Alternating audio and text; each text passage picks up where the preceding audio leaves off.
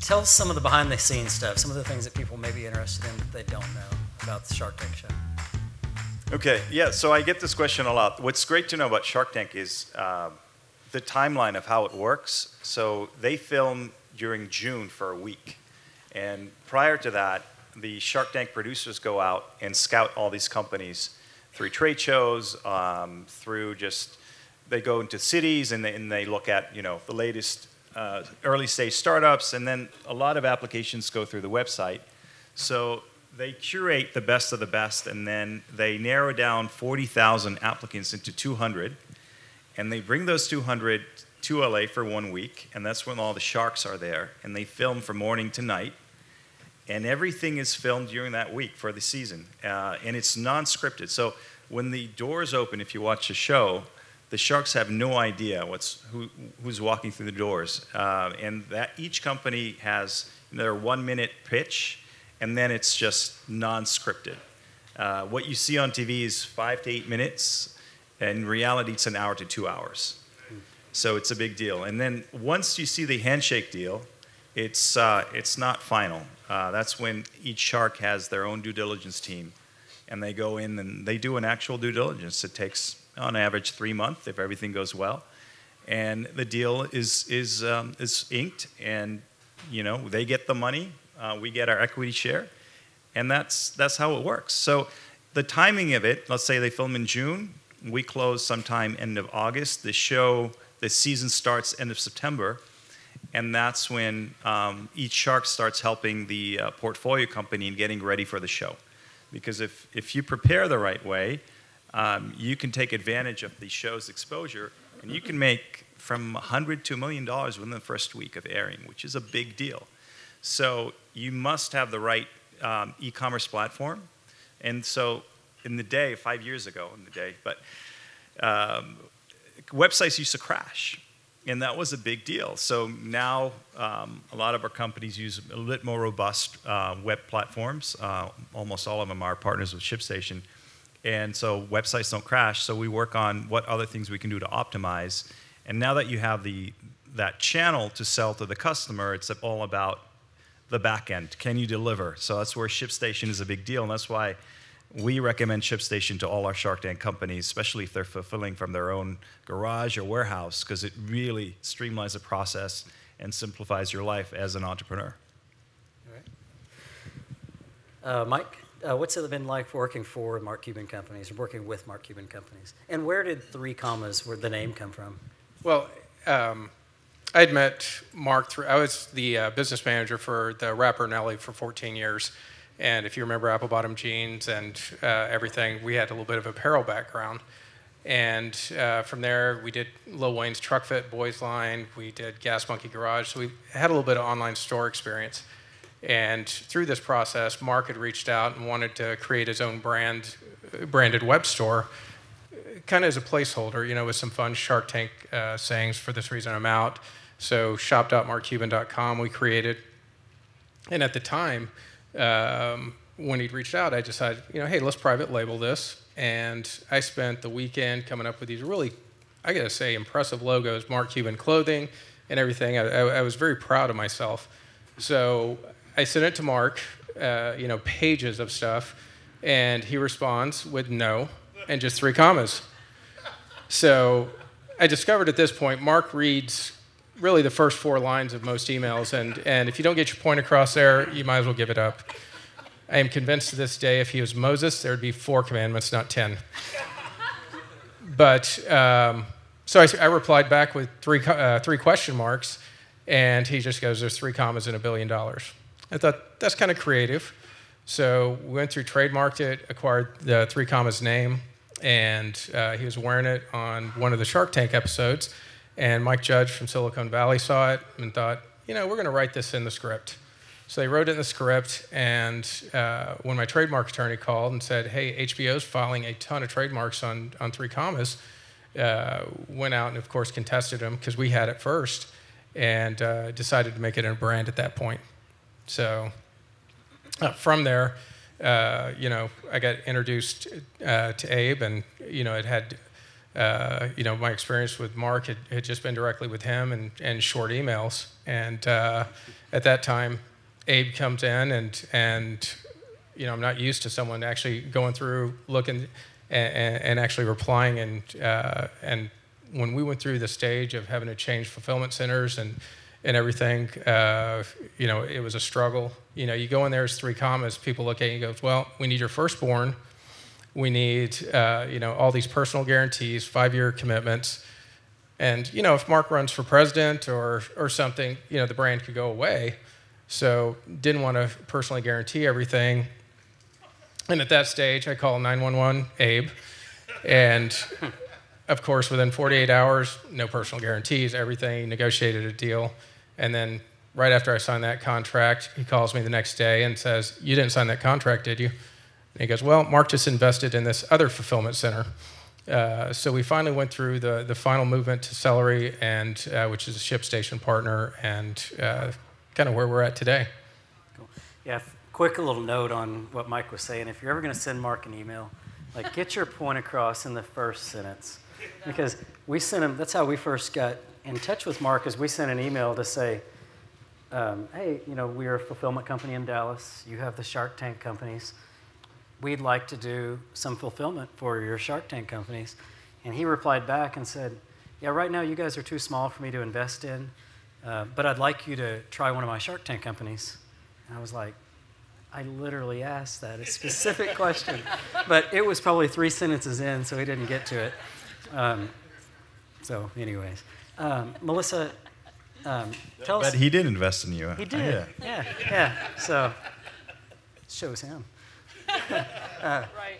Melissa, tell us a little bit about Bee Free Honey and how, we know the process of getting on the show, but maybe your experience of the moment that you see people first walk out on the stage. What is that like, and how long do you stand there? Is it? Yeah, that was wild. Sorry, I'm a loud talker, so I'm going to talk really soft because it's really loud to you guys. But so it was kind of funny because.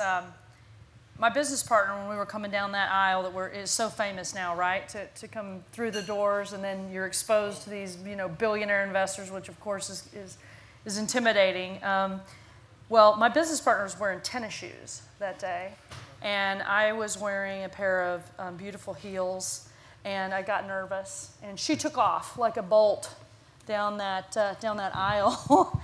And if you watch my episode, it's really funny. You can actually kind of see my mouth, and I'm going, slow down, slow down, slow down, because I'm sweating so bad on my feet, which never had happened before, right? So the first door's open, and she down that aisle. And the next set of doors, they had told us, if there's any glitches with anything, just stop, and we'll go back, and we'll start again. Well, that second set of doors this is where, it's this big aha moment, and you're coming through to see your sharkies. My door didn't open, and I slid and almost hit the door and almost wiped out, but I said a nice word. I said shit, and it came around the corner, and they all were laughing, and it kind of broke the ice a little bit. But kind of the thing that you don't know from behind the scenes from being on there is there's this really awkward moment where you have to stand there for 45 seconds to a minute while this ginormous 4G camera goes around it, and you have to stand perfectly still, try not to blink, and keep the same smile on your face. And now imagine every nerve in your body is exposed. You're terrified, but optimistically. And so you're standing there trying to not make this twitch happen because you know it's going to be on 4G camera. Anyway, so from my experience at least, it was fantastic. It was life-changing.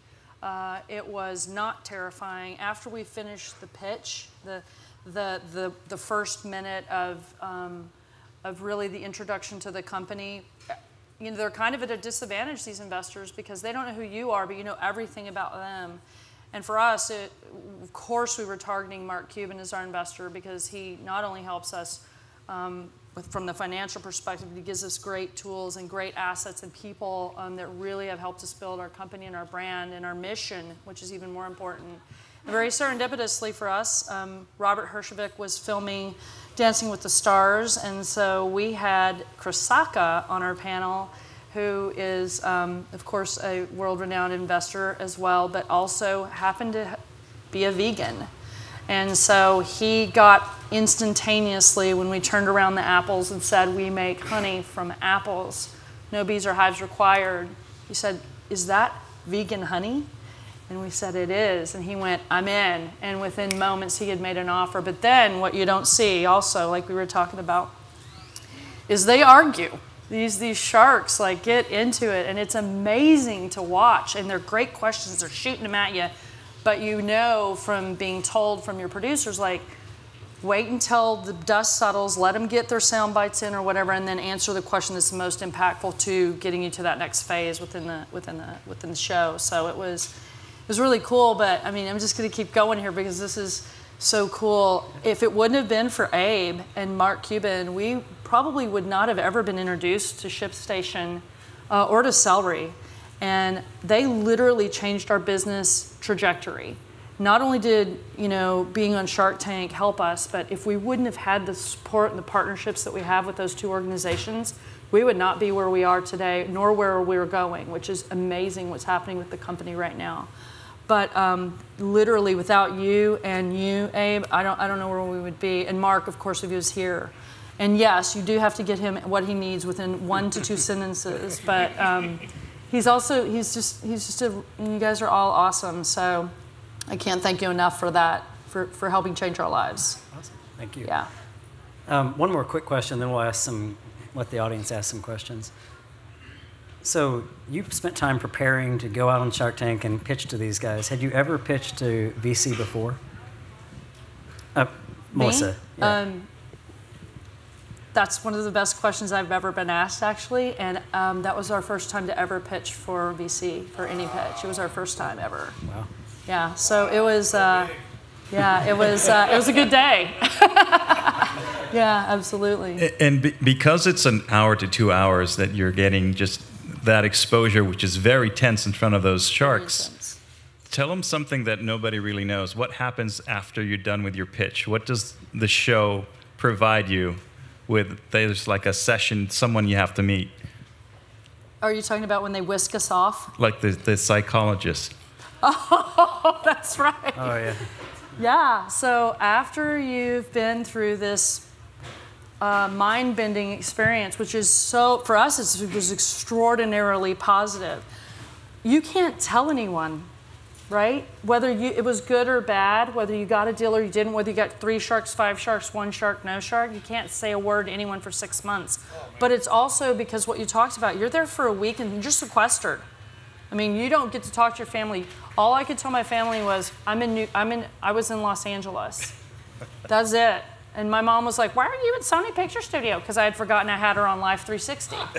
And then they're like, turn off your Live 360. And you know, you're like, what? Anyway, so then you have to, immediately after you've been on the show, they take you back to your room and a psychologist comes in and they make sure that you're okay for about an hour.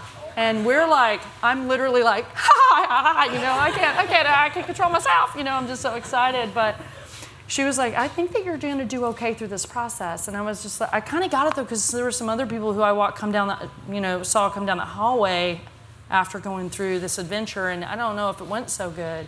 And you know, you're not allowed to make eye contact. You can't talk to any of the other companies that are there to pitch in your pod. They call it pods because that's like the group of people that's there. You can't, you know how hard it is for entrepreneurs to not talk about their business because that's all we do. You know, I don't even know what year I was born because all I want to talk about is my business, and you can't. So the psychologist was, that was wild for sure. I'd kind of forgotten about that actually. Yeah, anyway, trippy. It was cool. Yeah. Hypnosis works. Yeah. So maybe like really tough VCs should hire a psychologist just in case. Yeah, I was just thinking, you've seen some pretty angry people leave the show, you know, yeah. when things don't go their way. So yeah. they probably need the psychologist. Yeah. Or they're crying. Or crying. Literally, yeah. like they're torn up. I mean, grown men like crying. You know, yeah. You feel like you've got everything on the line for that. You know, like and you do. I mean, You're in front of, what are the stats? I have 9 million people watch that episode every Friday night. That's just U.S. Now it's Sunday, yeah. That's And just on in the CNBC, US. it got syndicated too, so Yeah. it's worldwide as well. Yeah. Yeah, and the flip side of that too is not only is it just when you air the first time, but we just celebrated our 10th re-air. So, Wow. yeah, it's our 10th re-air anniversary. And every time you re-air, at least for us, it's a whole new pool of people. And you can always tell where you've aired internationally, because all of a sudden you're getting, emails from Hong Kong or Africa or Indonesia or whatever, and they're like, "Oh, I'd like to be your distributor," and you're like, "I'm not ready yet," but it's really cool. So. And they all want to be exclusive distributors, right? Exclusive. I want to be your exclusive distributor. Exactly. Yeah. All right, very cool. We've got somebody from ShipStation that's going to ask, see if the audience has any questions as well. You mentioned, sort of the back end, what you have to do to prepare to take advantage of this, $100,000 million growth that's going to come with the episode. What do you do logistically to make sure that you're able to fulfill those orders and make sure that you're able to keep your promise to your customers? You want to go for it? Sure. I love to talk, so it's always me. But you call Abe first. That helps, yeah. That helps. No, you do. You partner. I mean, literally, I don't know what we'd have done without ShipStation and Celery. I keep saying that. I mean, actually, before we, right after we aired, Abe and his team and Mark's team really pushed us to the ShipStation platform, and that's what we had no crashes. We had no problems with our orders. At that time, both Katie and I, my business partner, were fulfilling all the orders out of our warehouse in Minneapolis. We quickly moved all of that down to Texas and started fulfilling here, and then quickly outgrew that as well. And then that's when Mark and Abe introduced us to Celery and Justin's team and everybody over there. And so we get to spend more time now focusing on selling and meeting our consumers and sharing the news about our mission, and that's what's been important to us. I hope that answers your question. Oh, it did. So I can elaborate a little bit more also. It depends on if your product is made in the US, if you're your own manufacturer, or you're making it in China. So each one of those has its own challenges. But if you make it in the US and you're your own manufacturer, that's easy. You can always set expectations on, and you can manage your internal production to start shipping out. If you communicate well with the customer, they'll wait. They'll wait a week, they'll wait 2 weeks, especially if it's Shark Tank, they might wait a month. But maintain that expectation and communication. The challenge is if you're manufacturing in China and it takes 3 months from the time you order to receive it in the US, that's where you have, how much do you buy up front and you sit on that inventory. You also don't want to just, what if the show tanks, right? You don't want to sit on all that inventory.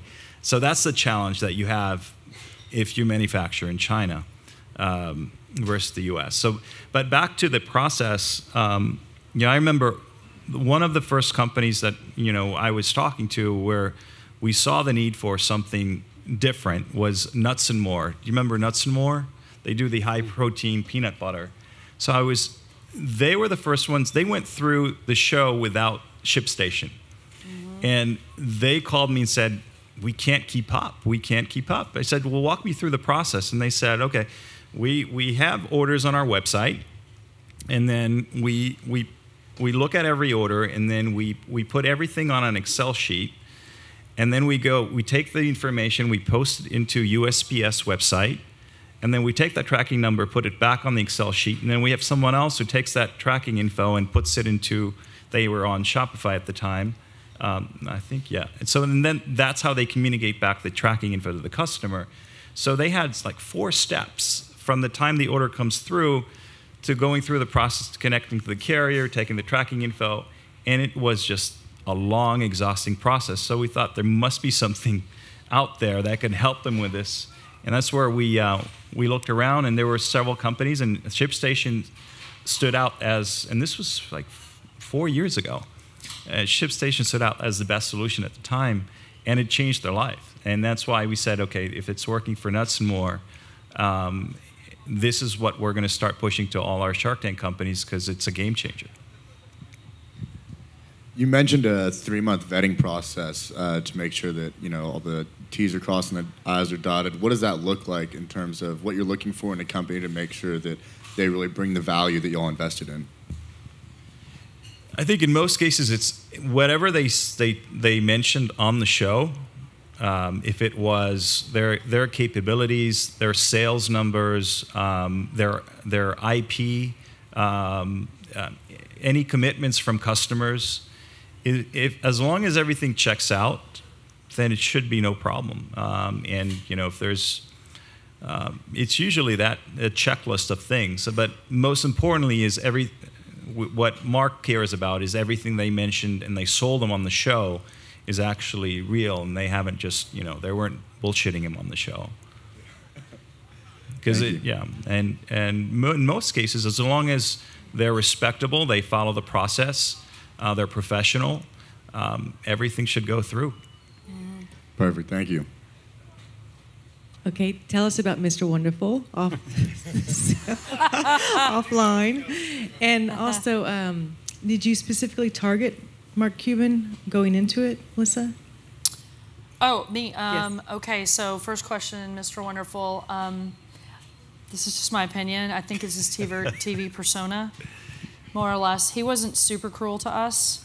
He wasn't mean, but he made it pretty quickly well known that he wasn't really interested in a deal with us. You should give him 25 cents for every jar of honey for the rest of your life. Right. No, I didn't give him perpetual revenue or whatever it is he always asked for, but in all perpetuity.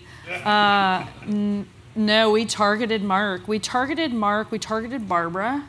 We weren't, you don't know who's going to be on your panel until 48 hours before you're on the panel. I hope that's not a secret that I just gave up, but it is what happens. And so we were feeling confident that we would like Mark. We had no idea we were going to get 4 offers. We got an offer from 4 of the 5 sharks, but we settled on a triumvirate. But Barbara was attractive to us as a potential partner, and we weren't particularly interested in Robert Herjavec.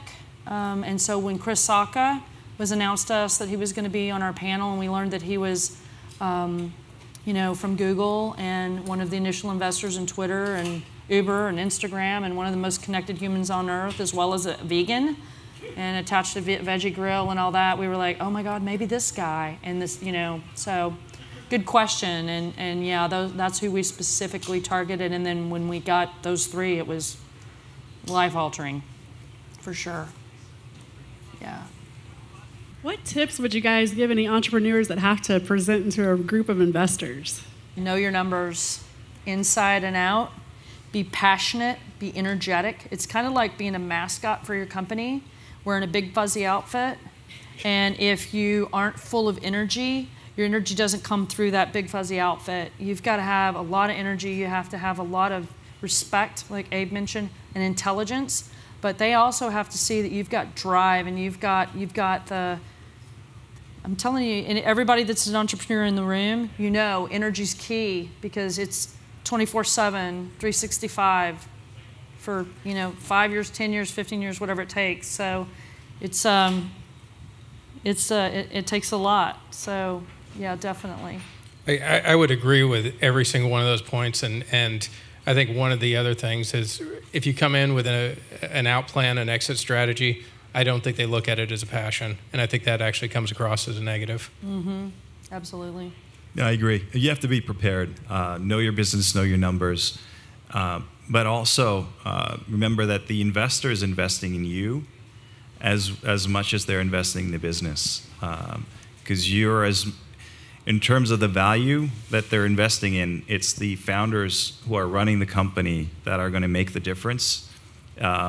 It could be the same business model, but you have 2 different people, and one might make it success, the other just shut it down. And so it's really about how you present yourself and your capabilities as a potential leader and CEO of this company.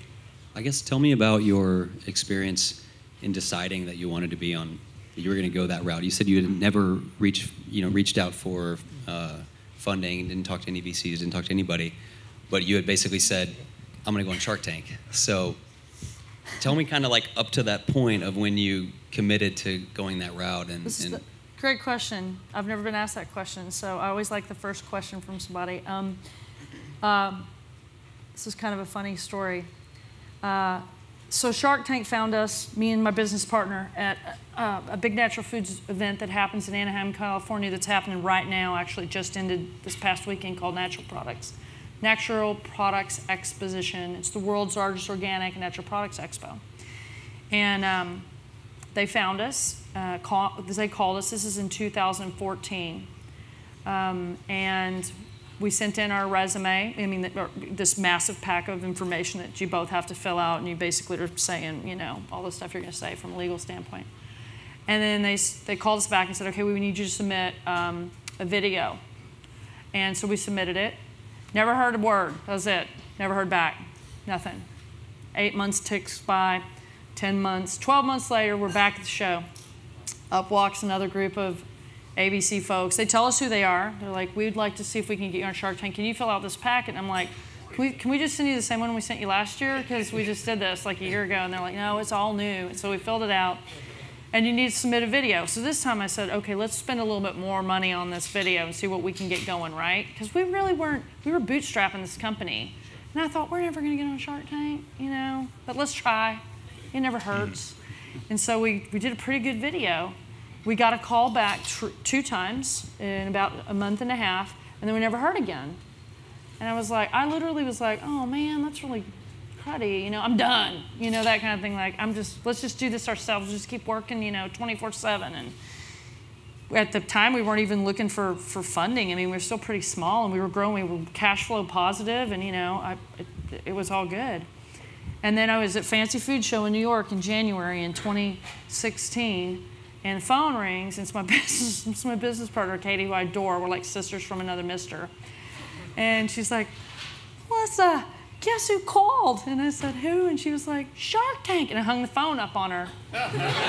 And she called right back, and she was like, I think we got disconnected. And I said, no, I hung the phone up on you because I just can't go through this emotional thing again, And we spent so much money on this video and time with the attorneys getting this stuff filled out and blah, blah, blah. And she goes, I said, what is your motivation? Why do you keep wanting to go on Shark Tank? And she says to me in her Katie voice that I just can't resist, she's like, it's my dream. Melissa, it's my dream. I want to meet Rob Lowe, and I want to get on Shark Tank. And I'm like, okay. And of course, I'm like, all right, let's do it one more time. Let's go one more time. And I said, okay, but we're going all in. And so we did. I taught myself this software and anything. We submit it, and we heard back. And we heard what people don't know is every week, it starts with 40,000 entrepreneurs. And every week during that process, they reduce that in half. 40,000, 20,000, 10,000, 5,000, 2,500, until you get to this point where it's down to 100 or so entrepreneurs. And that's every week. If you get a call, you're still in to the next level. If you don't get a call, you got eliminated. And there's no like, sorry, we can't call you back. You just don't hear back. So we go through the process, 7 months, 6 months? We go through it. And it's the Friday before we think we're going to potentially find out that we're going to LA. And we always had a call at 5 o'clock every Friday from our producers. And the Friday we knew we were going to be told yes or no, 5 o'clock p.m. Central, every Friday, the phone doesn't ring. And I'm literally like, oh my gosh, we just went through this 6-month process after 2 years. And I'm like, let's go get the bourbon, kind of thing. And at 7 o'clock, after a couple of bourbons, I'll be honest, the phone rang, and it was our producer, and I was crying, and he was like, "Are you okay?" And I said, "I'm so sorry we wasted your time. We'll never waste your time." I was totally drama queening out, right? And he said, "Oh my God, I'm calling to tell you you're coming to LA. You made the cut, baby. Here we go. Get on the plane." And I was like, what? And so, but again, like we talked about, you can't tell anybody, like, I'm going to Shark Tank. You can't do it. So anyway, Our motivation was just Katie's, pretty much. It was her dream to meet Rob Lowe and be on Shark Tank. Oh, and she also wanted to be to hang out with Matt Lauer on the Today Show, but that since has not become a dream of hers. So anyway, that's how that all came So to be. has she met Rob Lowe or not yet? No, and I don't know. That might happen. So we'll see. But why do you know Rob? Does anyone here? Maybe we can work it out tonight. Good. I'm glad I could help with that. Actually. Sorry, long answer to a short question, but. But also to continue, because after all this waiting, and then you get on the show, you get the deal, and then there's more waiting. How long did you have to wait? So we filmed September 11th. It was the day before my birthday of 2015, and we didn't air until February 12th, 2016. You couldn't tell anyone. 5 months and 1 day. And I'll never forget the watch party. I think I might have told a couple of you in the room earlier, so I apologize for repeating myself. But so we had a watch party up in Minneapolis, and there were a lot of people there. And we flew our families in, and there were tons of friends and entrepreneurs that were local and businesses and lots of support, and it just felt really great. And we had T-shirts. We had printed like 500 T-shirts to pass out, but there was nothing on it, like, as seen on Shark Tank or anything. We couldn't do that. And several people, they were placing bets. They were like, they didn't get a deal. And other ones were like, they did get a deal, but I think it was probably just Barbara. Anyway, they were like all these whisperings going on. So they put this, it's live. We're watching it live that Friday night, because that's back when it was on Friday nights. And it was crazy. I mean, no one ever would have thought we'd have had 4 people make an offer, and we got 3 of the 4 people on one team. And so it was really wild, and it still gives me chill bumps, and it was so cool to get to share that moment with all our friends and family and community. It was really, really, truly amazing. But no, it was so hard to keep that secret. I cannot even tell you. And to be able to say, I'm working with Mark Cuban, and I know Abe Mankara, but you can't. And Chris. And Chris, and Barbara. Exactly. Good question. So how much interaction do you have with Mark's companies now that you've got the deal? I mean, do they come check on you ever so often, or see how things are going, or?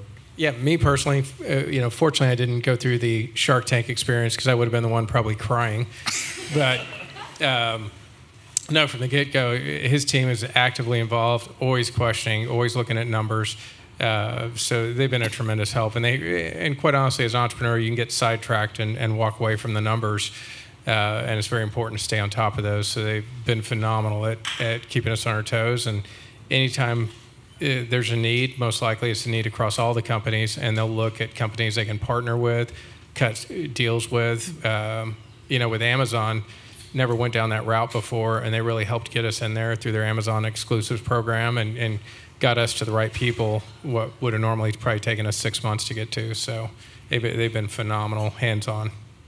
Yeah, you're right. We did a program with Amazon, which is an exclusive program. And I remember there was a picture of Mark on Amazon.com wearing a 3 commas T-shirt, which is pretty great.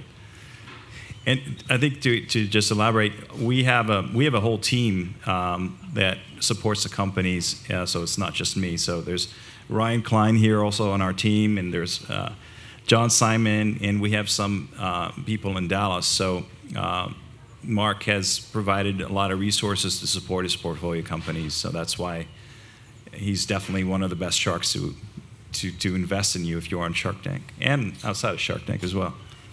And one other thing, I think all the companies are they're requested to update Mark on a weekly basis, like with an update and monthly financials. So that's 4 lines too, by the way. Yeah.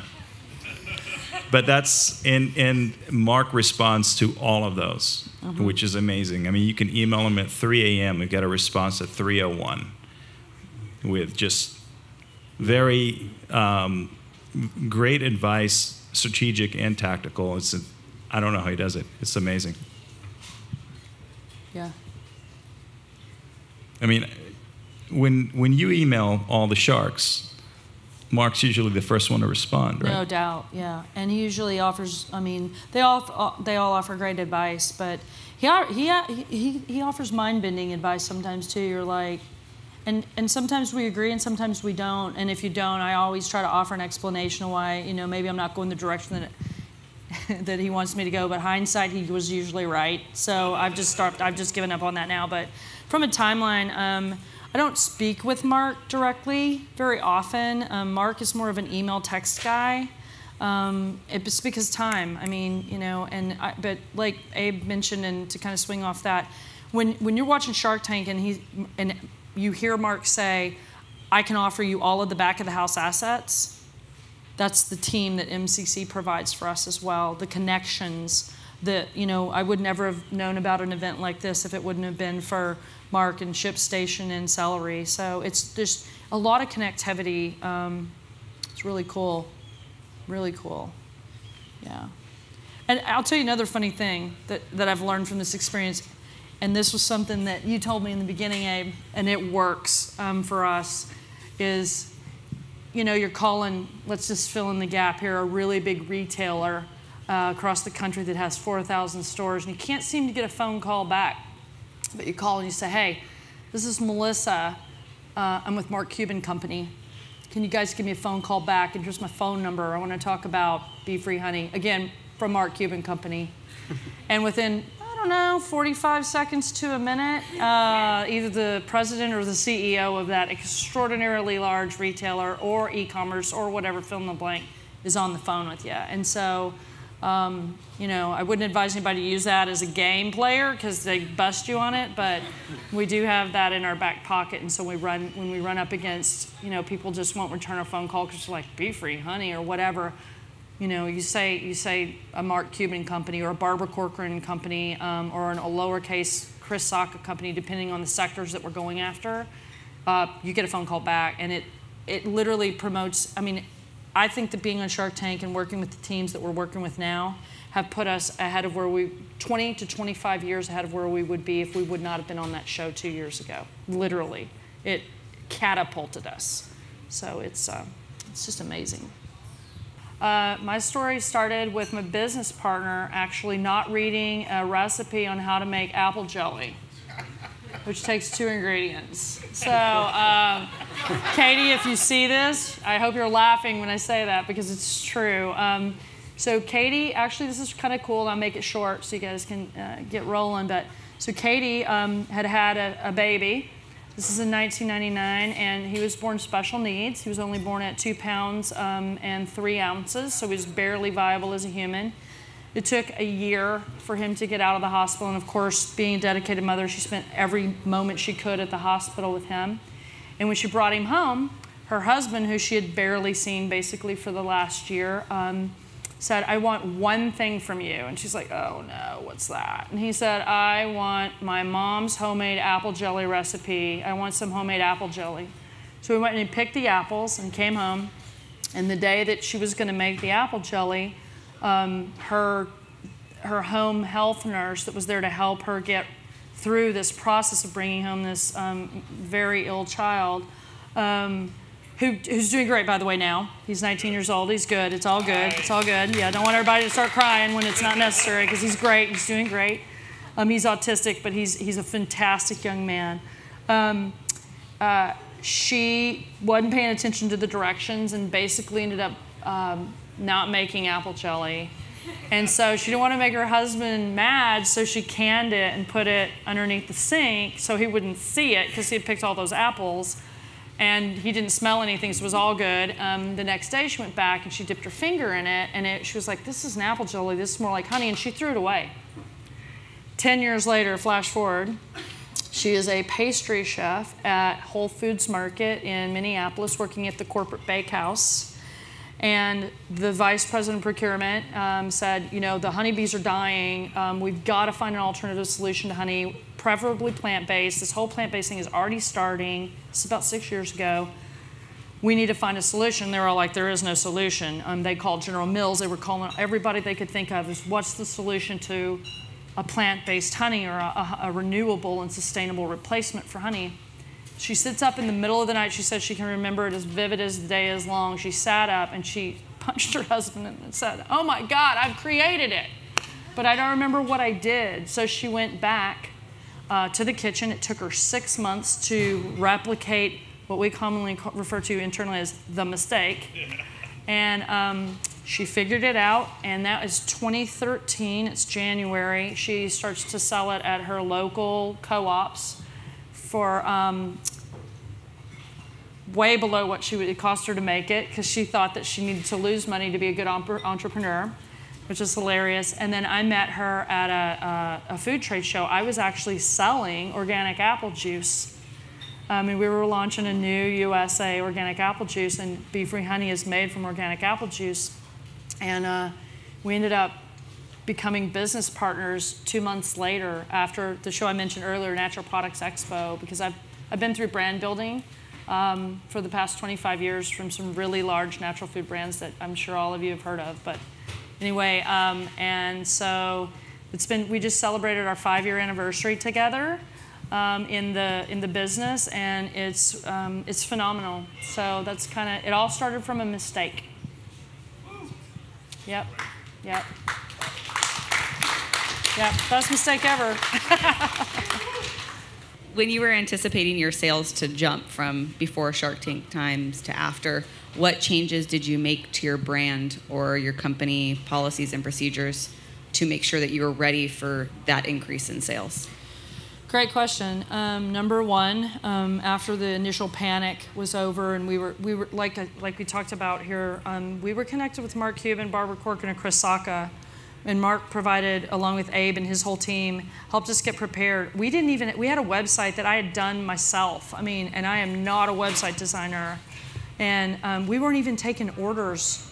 It was just all retail. So we launched an e-commerce site starting in October, and it was completely up and in beta test mode 2 weeks before we aired in February. So it went very quickly. We were still producing everything by hand. That was the hardest transition for us, was automating those processes. It was very expensive. Our process takes 2 hours to make 1 jar of honey for us, so it's not fast. We had to buy special equipment, special machinery, because it's high heat.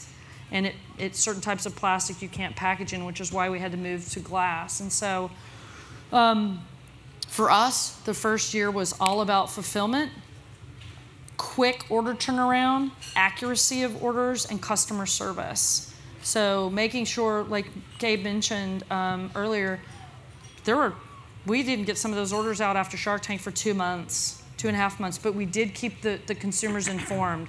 I'm really sorry, whatever the email blast were that we were doing there, but for us, it's just been kind of a pay-as-you-go situation in the sense that we're learning still. I've built brands on other people's budgets, but this is now our brand, our budget, our financial obligation to our investors and to ourselves and to the world, and so it's different than just spending someone else's money. I remember you all launched the chocolate version of your product, did, yeah. And we did that on Amazon, and they sold out within like minutes of their show airing. And then the next week, we get a call from Amazon saying, "Hey, every time the show airs, we see a spike on Amazon and products sell out.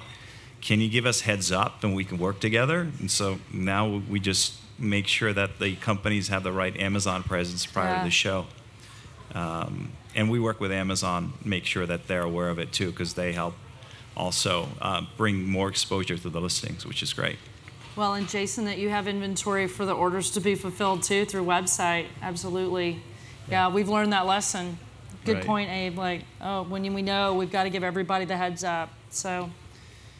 Oh, and by the way, that's right. So, since we're talking about Amazon, so Celery now has been selected as one of the few warehouse fulfillment companies that has been approved for Amazon's FBA on-site program, which is pretty cool. Yeah, very cool. So you want to explain more on that? Yeah, Abe and I are actually flying up to Amazon next week, March 23rd, 24th. For the tour. For the tour, and then they're coming out the very end of March to kind of set us up to in essence, part of the warehouse will become Amazon. We'll have Amazon computer system there, Amazon, all of their inner workings, I guess, to be Amazon for them. So that's exciting. So any of our customers that want to be on Amazon don't have to go through the expense of, shipping their product, because there's additional cost to take all of your honey and ship it from our warehouse to an Amazon location and then have Amazon send it out. We can just do it from our place, which is pretty cool. Because that's how you get the Prime status. So they basically move it from this side of the warehouse to this side, and now it's Prime, which is great. Yeah. It really helps with the real-time inventory too, because if you sell out on Amazon, well, sometimes you don't know how fast things are going to sell on Amazon, and sometimes if you move up to one of their, up higher in the search chain, all of a sudden you're out of product, and it can take weeks before you're restocked at Amazon. So if they were to sell out, we just, in 5 minutes, we'll move it over and they'll have more inventory. So definitely cool. That's great. So when you're selling on Amazon, obviously everyone's competing for the buy box. How are you determining your price and what the optimal price is going to be to maximize your profit while maintaining a price that's attractive to consumers? Okay, good question. So what we recommend to the brands, especially if you're on a Shark Tank brand and you don't have a lot of distribution, is to control your presence on Amazon as much as possible. So do not resell to other Amazon resellers. Yep. Because when you do that, you're just all of your resellers are competing on price. So when you control your own presence, you own your listing, and you have your Prime status, the best strategy is to make sure that price matches what you have on your website. And if you provide free shipping on your site and you have Prime, it works out.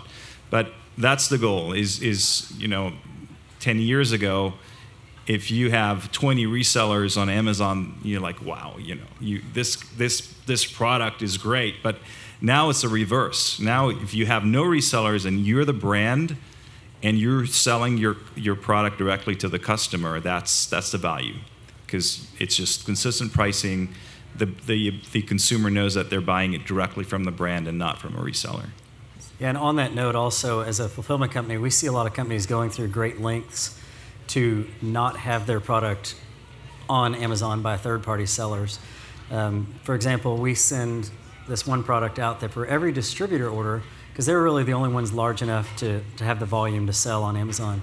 Depending on who orders it, we have to put a little black dot after a certain letter on all of their product. So they will actually go online to Amazon and buy the product and look to find out where that black dot is. Wow. And they realize which one of their customers is shipping on Amazon, and they'll shut them down. So there's nothing wrong with having a reseller, but I think the right strategy is, if you don't want to manage your own presence, maybe pick one or two at most strategic resellers, and they will run your business. But don't open it up to everybody, because then it becomes a mess, and then you have to use those systems in place to make sure your product doesn't get resold on Amazon when you don't want them to. I got a question about Amazon as well. I'm curious how you see that evolving with owning your own store and managing your own store, as opposed to or alongside selling on Amazon, and just kind of where you see that going in the future, if that's going to continue, where those are going to work together, or if you see one dominating the other. I think the key right now is it's making sure you have a strategy for selling on Amazon, right? And I get that a lot when I ask someone, are you selling your products on Amazon? They said, yeah, we have it listed. Well, that's not enough. Listing on Amazon is not a strategy. You have to, first of all, based on, are you managing your presence? And then what's your strategy on Amazon price-wise? And then what products are you selling on Amazon compared to your website, compared to your other channels? So that's something that you have to define. Do we want to sell the same product on Amazon as our website? Or do we want to give something exclusive to our Amazon customers compared to our website, compared to our brick and mortar stores? Ideally, as a brand, is to have the flexibility to provide exclusive products to those different channels. If you can do that, you're golden. So which means you have products that are on your website, and then on Amazon, very select variation of your product, and then to your brick and mortar channels, also a different variation of product. This way, each customer has an exclusive version of your product, and they don't have to compete on price. And then you define the price on the product per channel. That would be the ideal way of managing your online presence and also allowing the brick and mortar aspect all to survive without really cannibalizing each other. So let's say we can always put chocolate on Amazon and not give it to anyone else, right? Yeah, I kind of make the comparison, if you've had a background in retail, it's kind of like trying to sell a product to Whole Foods Market in the same packaging that you try to sell at Costco. I think e-commerce works kind of the same way. You don't sell the same product you're going to sell at your higher end natural retail chains at a box store. You'll sell a 12-ounce jar of glass beautiful honey at Whole Foods, and you'll sell a half-gallon of plastic jug at Costco. So for e-commerce, for us, from right alongside what Abe is saying, is we've discovered that Amazon is a great place for us to launch new products. And we can get a lot of consumer feedback from it as demographics as well. And we use our own website as well and fulfillment with Celery. But then we learned really quick, we don't like the resellers too much. They end up competing against us. Their customer service levels are not necessarily up to par for what we want. We've even discovered, kind of like you were talking about, Jason, about, we have distributors that discontinue our product because of packaging changes, and we were told that it was destroyed. We paid for the product to be destroyed, and now it's showing up on Amazon. They sold it to a closeout reseller, and people are like, how come this product's expired and I ordered it and paid $11 for it? And we're like, you didn't order from us, but you can't say that because it's your product. So you have to say, okay, I'll give you a refund. And you're like, man, this is bad. So luckily at the time when that was happening for us, we learned our lesson before it got too out of hand.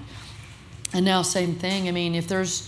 We're very controlling about which distributors or which retail outlets get which products. So anybody that swung by to taste our product and saw our new honey straws, those are going on Amazon exclusively through Bee Free Honey and Celery. So if you buy product today, don't resell it on Amazon. Don't do it. Yeah, it drives us nuts. It drives you nuts. You can't track it. It's crazy. But I'll give you a great example. So there's this, back to Nuts and More. So Nuts and More, they have distribution at all the GNCs, all the vitamin shops, and Whole Foods.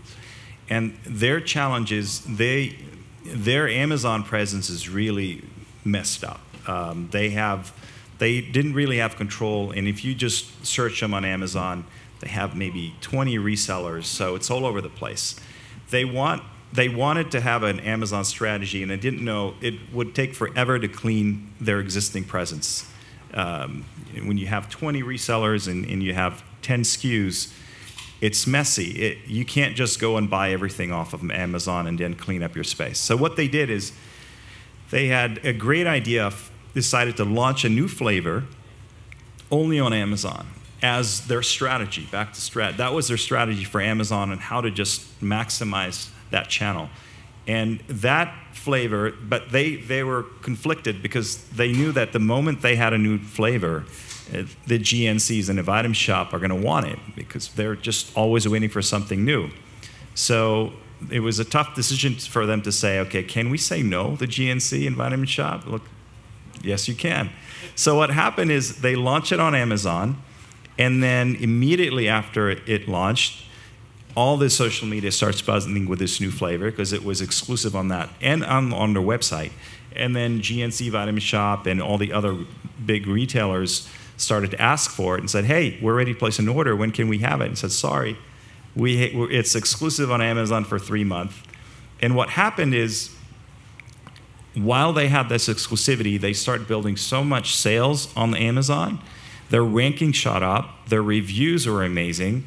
And what happened is, after 3 months, 4 months, they went back to the GNC's and Vitamin Shop, and now they had leverage. So they turned the relationship around, and they're like, okay, now it's ready. Now you can have it if you want it. And the order was much larger because they validated the product with sales that they could show on Amazon and their website, and they had those great reviews, which is even more attractive to the retailer. So, and now that's part of their process. As to your point, launching a new product, so now every new flavor, that's their process. They put it on Amazon for 3-4 months, and then if it works, they push it out to everyone else.